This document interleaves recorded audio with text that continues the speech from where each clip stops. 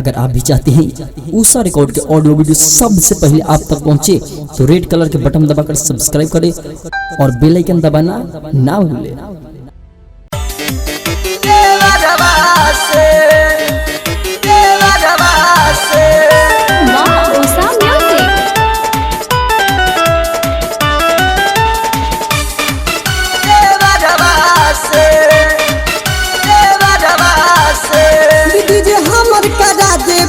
छोटका देवरवा से दीदी रे हमर करा दे बियाहवा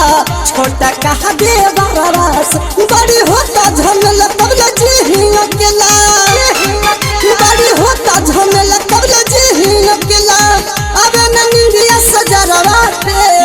दीदी रे हमर करा दे बियाहवा छोटका देवरवा से दीदी रे हमर करा दे बियाहवा छोटका देवरवा से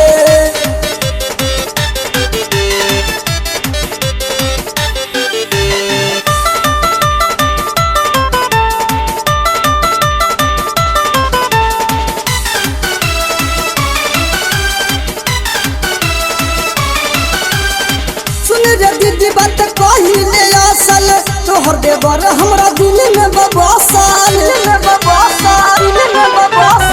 सुन रे दीदी बात कहिले असल तोहर देवर मोरा दिल में बबसल दीदी मान लेना बात जड़वाइल ना नाच दीदी मान लेना बात जड़वाइल ना नाच चिट्ठी लागत हमरा नगरा पे दीदी जे हमर करा दे बियाहवा छोटका देवरवा से दीदी रे हमर करा दे बियाहवा छोटका देवरवा से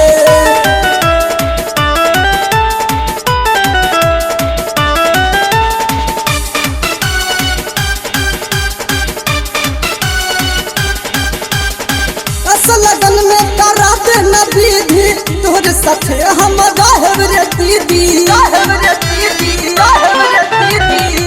लगन में करा दे न विधि तोहर साथे हम रहब रे दीदी